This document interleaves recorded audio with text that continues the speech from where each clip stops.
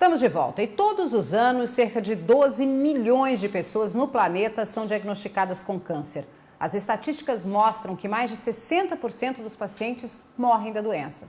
Só no Brasil esse ano, cerca de 580 mil pessoas vão descobrir que têm essa enfermidade. E hoje, Dia Mundial do Câncer, nós convidamos o oncologista Juliano Borges para falar sobre o assunto e para nos ajudar a esclarecer algumas dúvidas. Primeiro, seja muito bem-vindo, obrigada pela presença. Muito obrigado, eu que agradeço o convite. É uma impressão ou realmente o número de casos de câncer aumentou? A gente tem essa sensação de que tem mais pessoas contaminadas? Isso, assim, na verdade teve um aumento nas estatísticas de câncer, mas provavelmente isso seja consequência do aumento da expectativa de vida das pessoas. A gente tem uma correlação direta que com o tempo que as pessoas vivem mais, ela tem um maior risco para ter o câncer. Então isso seria uma justificativa.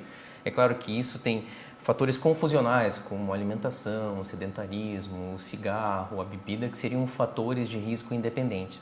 Mas, estatisticamente, a gente consegue ver essa tendência em aumento no número de casos. Bom, recentemente, o próprio INCA, o Instituto do Câncer no Brasil, lançou uma campanha, que é uma campanha de espectro mundial, para que as pessoas mudem os hábitos alimentares, de sedentarismo, tabagismo, alcoolismo, para que exatamente diminua essa incidência. Isso ajuda e qual é o percentual da qualidade de vida na possibilidade de desenvolver um câncer? Se a gente fosse lançar uma medida de saúde pública, a gente lançaria banir o cigarro, né? O cigarro, teoricamente, corresponde por 30% dos casos de câncer. Então, ou seja, 1/3 dos casos teriam correlação com o cigarro. Isso tem a ver com câncer de pulmão, câncer de bexiga, câncer de cabeça e pescoço, câncer de colo de útero, todos são fatores independentes para o tabagismo. Então, se fosse lançar vamos escolher uma ação pública, é banir o cigarro da população. Bom, eu já consegui me livrar desse mal já faz 4 anos. Uhum. Bom, a partir daí, o que mais que o ser humano pode fazer e que está nos ouvindo, mudar o hábito? Às vezes, assim, a questão da genética, qual é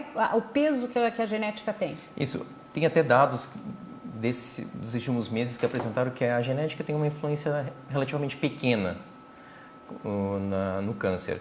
E não são situações que a gente consegue mudar, exceto alguns testes que a gente pode fazer da questão de genética, a gente consegue alterar a história, mas habitualmente são fatores de risco fixos. Então, existe, por exemplo, essa possibilidade de eu ter essa herança genética? Eu tive lá a mãe, irmã, avó, alguém da família que teve um tipo de câncer.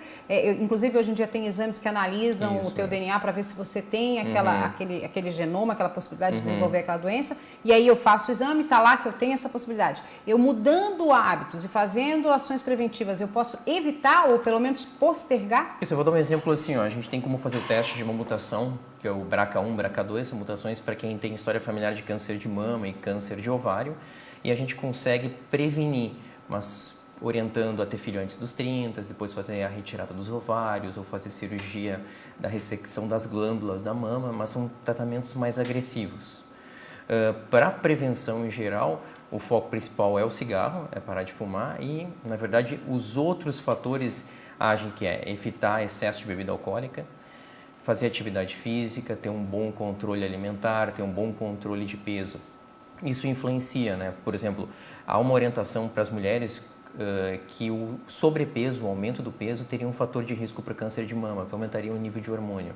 Então, se alimentar bem e fazer atividade física tem a tendência a diminuir peso. Isso seria um fator de proteção para o câncer de mama. Olha, toda semana a gente vai numa banca de revista, tem lá nas capas a descoberta, um tipo de pesquisa.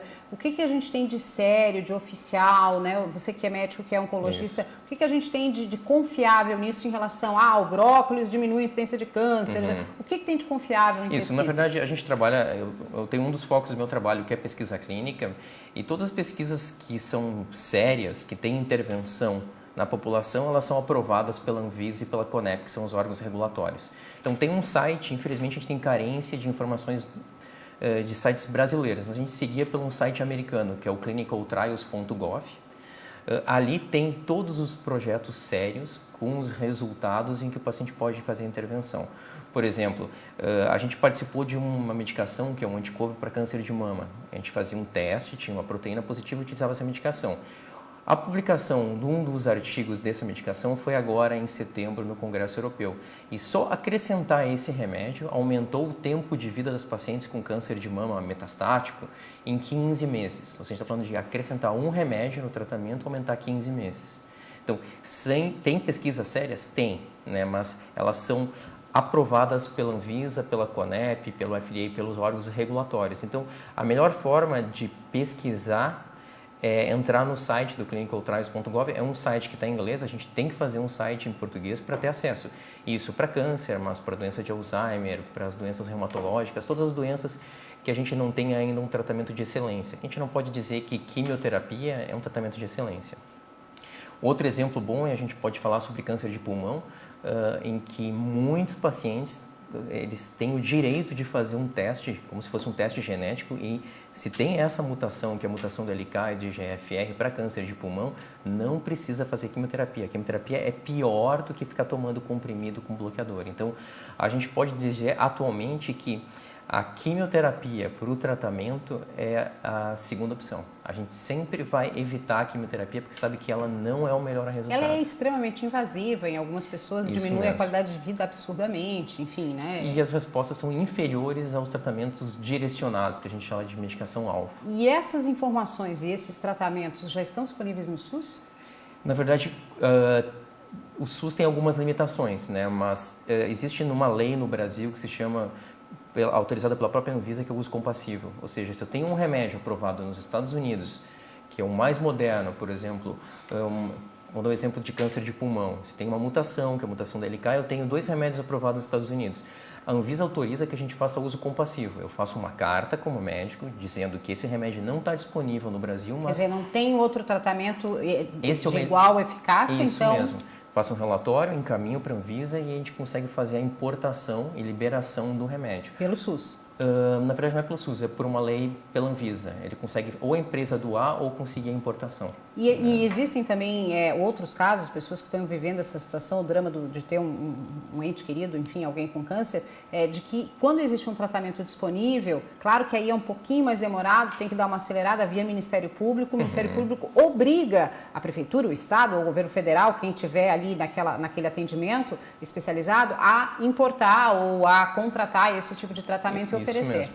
E, como eu falei, e tem muitas empresas que a gente tem doação. A gente, por exemplo, nesse caso de câncer de pulmão, a gente tem doação do remédio. Não precisa nem usar o SUS, não precisa fazer importação, a empresa doa a medicação. Por outro lado, eu tenho a impressão, como leiga, que às vezes o câncer gera uma indústria farmacológica também que não tem muito interesse em resolver e sim a trazer paliativos. Quem é o maior financiador das pesquisas? Não é a indústria da farmácia, não é a indústria de medicamentos? É a indústria farmacêutica, não é a patrocinadora, mas se a gente lembrar que a responsabilidade da saúde é do governo. Né? Então, a indústria está seguindo um paralelo, mas a indústria não é responsável pela saúde da população. O governo deveria investir mais. É o governo que é responsável. Então, a gente tem que agradecer a ter essa indústria paralela que está melhorando os tratamentos, mas a responsabilidade da saúde da população é do governo. Então, deveríamos cobrar dos nossos governantes eleitos que eles aplicassem mais recursos em pesquisa e desenvolvessem, inclusive, medicamentos próprios sem depender aí de bandeiras farmacêuticas. Isso mesmo, porque a indústria farmacêutica não tem essa obrigação, né? A obrigação é do governo. Ela desenvolve até por uma questão de lucro, né? De competitividade. Né? E a gente aproveita os resultados positivos, né, disso. Doutor Juliano, rapidamente para a gente encerrar, que conselho o senhor daria para as pessoas em casa? Bom, na verdade, embora tenha toda essa série de medicamentos mais modernos, o grande foco está em prevenção. Então, a orientação que é não fumar, evitar bebida alcoólica, fazer atividade física, controlar o peso, ter uma boa alimentação e ter uma qualidade de vida, né, adequada. E isso vai influenciar tanto na prevenção do câncer, a gente está falando também sobre doenças neurológicas, doenças cardíacas, diabetes, e vai influenciar em toda a questão de saúde de cada pessoa. Então, o grande foco está em prevenção. De exames, as mulheres, a partir dos 40 ou 50 anos, fazerem mamografia, homens e mulheres fazerem a colonoscopia, que é um exame do intestino, a partir dos 50 anos, e a partir dos 40, 50 anos, os homens discutirem com o seu urologista o PSA e o toque retal. Lembrando, né, que os cânceres mais comuns são o de mama na mulher e o de próstata no homem. Doutor Juliano, muito obrigada pela presença. Eu que agradeço.